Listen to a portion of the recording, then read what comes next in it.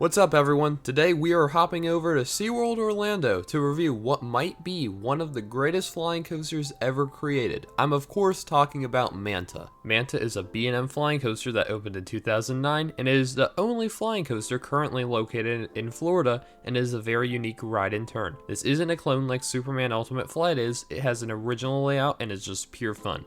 I've been fortunate enough to ride this coaster several times and I just love it.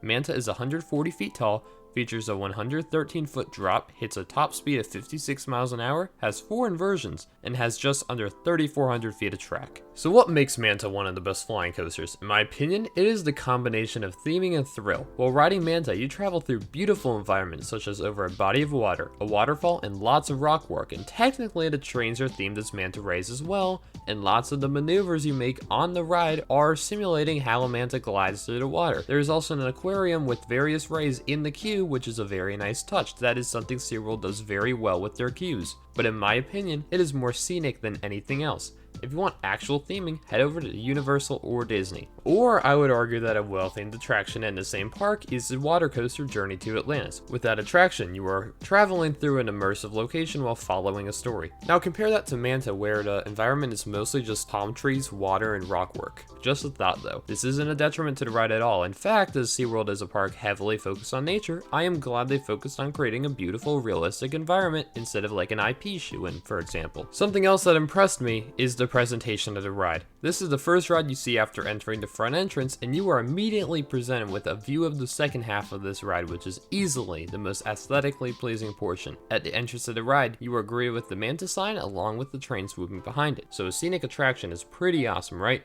But without thrills, it would be pretty boring. Luckily for Manta, it is an intense flying coaster. So let's break down this layout. After climbing the lift hill, the train makes a swooping drop to the right. This drop is pretty good, but it is mostly used to build up speed.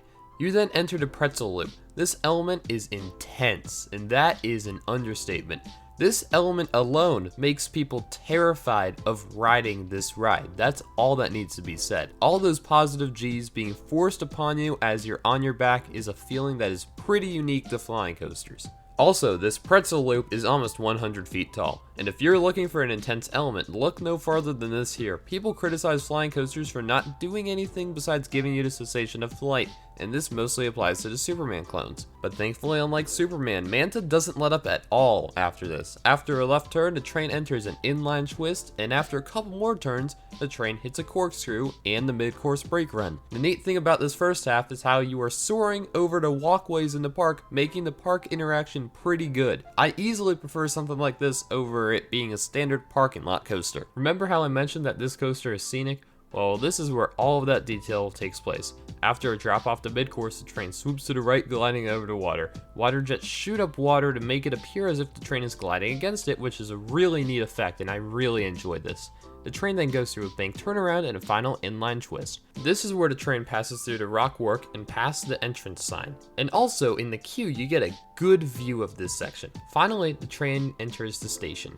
While Manta doesn't let up at all, I do think the strongest, most intense moments take place in the beginning. That drop directly into the Pretzel Loop is an awesome, intense moment. After this moment, the ride is way more graceful, but you still feel like you're doing something other than just flying. So the ride is intense, but not too intense. This helps with re-rideability. If the coaster was too intense, it would make it a less enjoyable experience when marathoning the coaster. And this coaster is one that can be marathoned pretty easily, and SeaWorld knows this. Manta uses a dual loading station, which definitely helps with quicker dispatches and overall operations. However, every time that I've gone on it, they haven't used both stations. This is most likely because of the time of year that I went though. Even with one loading station in play, I never waited more than 10 minutes for this ride, which is phenomenal. Okay, so now we're down to the verdict. Would I recommend Manta? If you couldn't tell, of course I would. It is currently my favorite flying coaster that I have been on, but I haven't done Tattoo or Flying Dinosaur yet. Flying Dinosaur will be a milestone ride because of where it's located. If you want an intense, unique coaster with an unparalleled ride experience, this is it. Personally, I give this ride a solid 10. Remember, we rank rides based on how they compare to similar rides. So I'm ranking this amongst other flying coasters, not among every coaster type.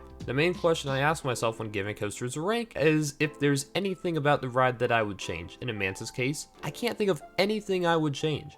I think B&M built a fantastic attraction here. That combined with SeaWorld's theming elements make this a can't miss ride. If you enjoyed this video, make sure you like and subscribe to the channel. Also, hit that bell icon to ensure you get to see our newest videos as soon as they come out. Thank you for watching, and I will catch you in the next video.